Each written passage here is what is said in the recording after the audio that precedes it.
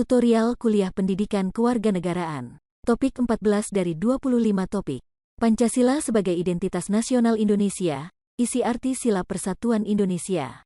Disediakan di channel Global Tutorial.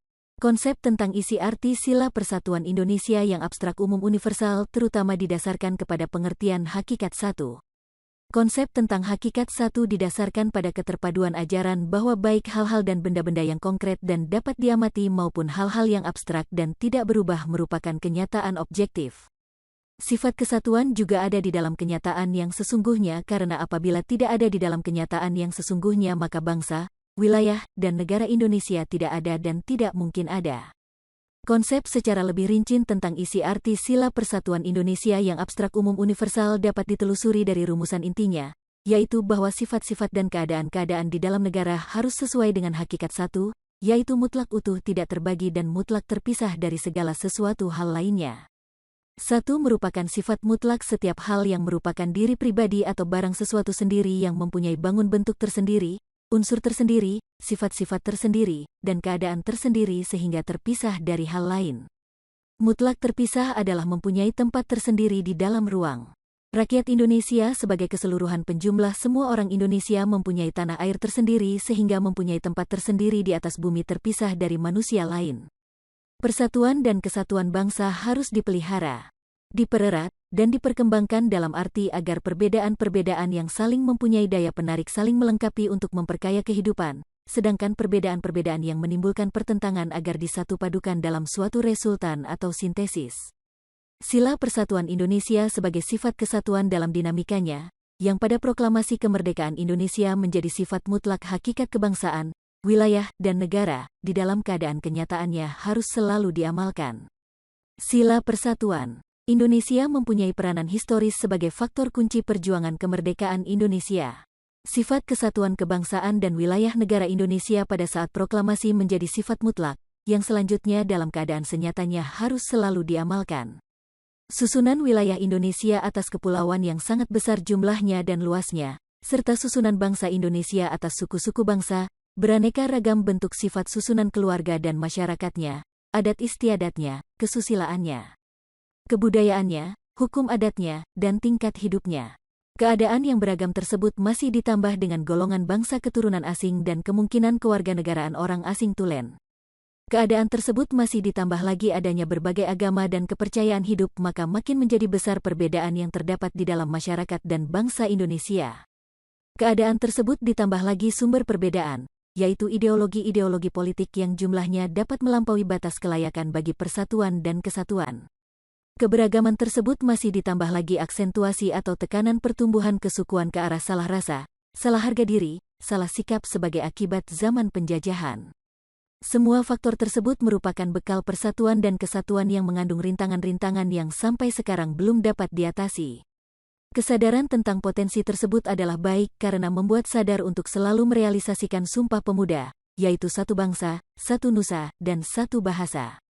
Kesadaran tentang keberagaman tersebut sebagai penjelmaan persatuan Indonesia masih ada satu hal yang penting, yaitu semangat Bhinneka Tunggal Ika yang merupakan suatu keseimbangan, yang tentu akan berubah-ubah bentuknya, tetapi tetap dalam dasamnya, yaitu dalam segala perbedaan tersebut. Permasalahan persatuan dan kesatuan dalam hidup kebangsaan dan kenegaraan selamanya dalam prinsipnya merupakan hal yang terpokok maka merupakan objek perenungan para penyelenggara hidup kenegaraan. Unsur yang disinggung-singgung pada saat menjelang proklamasi kemerdekaan Indonesia adalah teori kehendak bersatu, teori satu nasib dengan menekankan pada teori persatuan antara orang dan tempatnya, yaitu teori geopolitik. Unsur-unsur perbedaan di dalam suatu lingkungan bangsa di samping menimbulkan daya penarik ke arah kerjasama dan kesatuan juga menimbulkan suasana dan kekuatan tolak-menolak, tentang-menentang, yang mungkin mengakibatkan perselisihan, pertikaian, dan perpecahan. Tetapi juga mungkin apabila dipenuhi syarat-syarat kesadaran tentang kebijaksanaan dan nilai-nilai hidup yang sewajamnya, menyatakan diri dalam suatu resultan atau sintesis yang malahan memperkaya masyarakat. Adanya pertentangan justru memungkinkan timbulnya persatuan dan kesatuan sebagai resultan atau sintesis pertentangan. Bentuk realisasi dari hal-hal yang berbeda akan dapat sama, sedangkan bentuk realisasi dari satu hal atau hal-hal yang sama dapat berlainan. Perbedaan dalam kehidupan masyarakat dan kebangsaan pada umumnya dapat dikembalikan pada unsur-unsur tertentu, yaitu kekuasaan. Kekuasaan dalam segala macam bentuk yang dapat timbul di dalam masyarakat dapat digolongkan dalam kekuasaan lahir, yaitu kekuasaan fisik, kekerasan, paksaan, kekuasaan ekonomis, dan kekuasaan batin, nafsu, pikiran, moral, kepercayaan. Teori-teori yang dibuat para ahli untuk mengusahakan peniadaan dan pengurangan perbedaan-perbedaan tersebut mengambil sikap hidup dan melakukan praktik hidup dengan dasar yang berbeda-beda.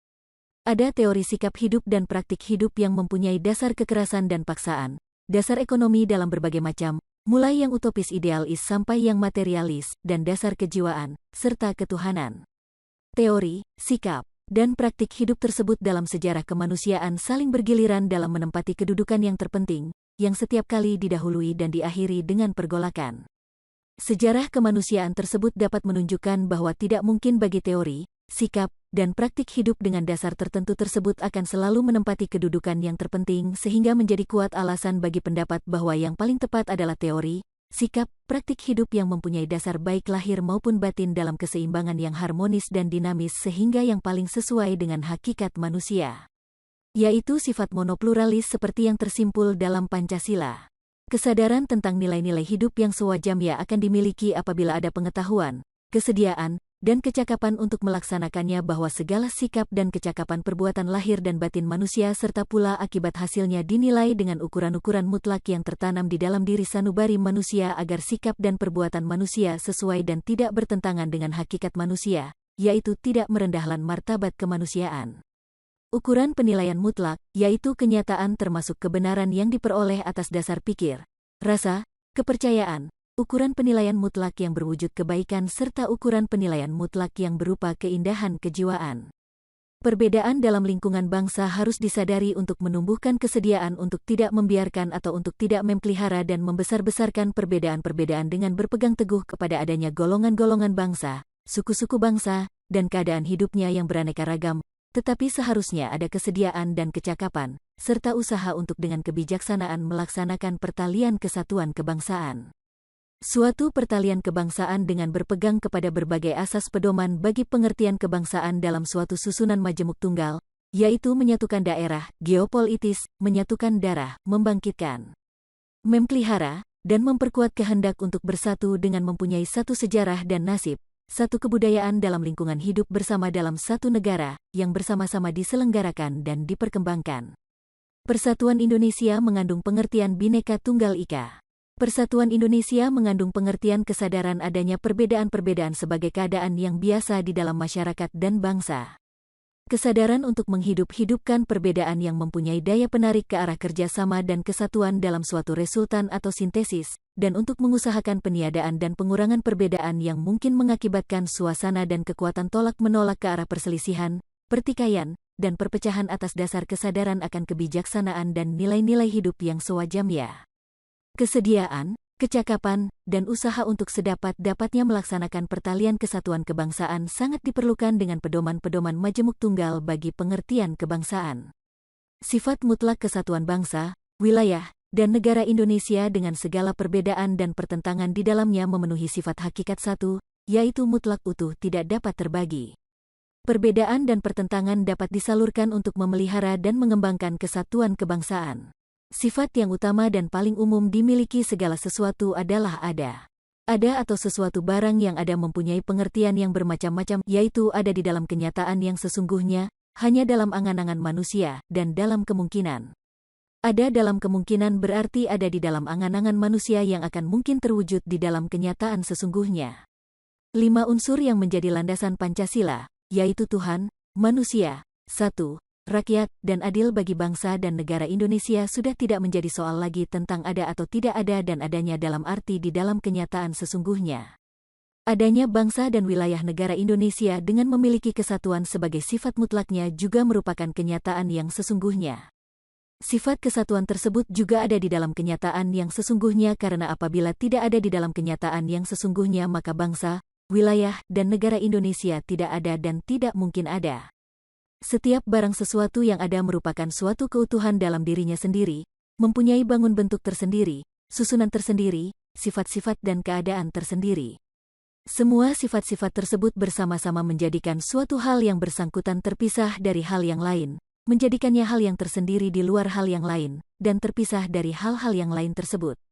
Setiap barang sesuatu yang merupakan hal tersendiri selalu hanya berjumlah satu.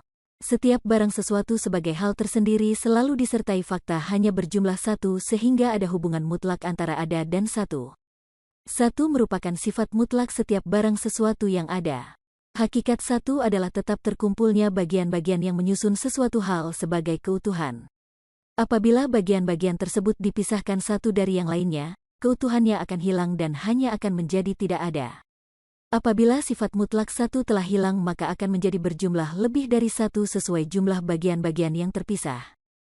Jadi, hakikat satu adalah utuh tidak dapat terbagi.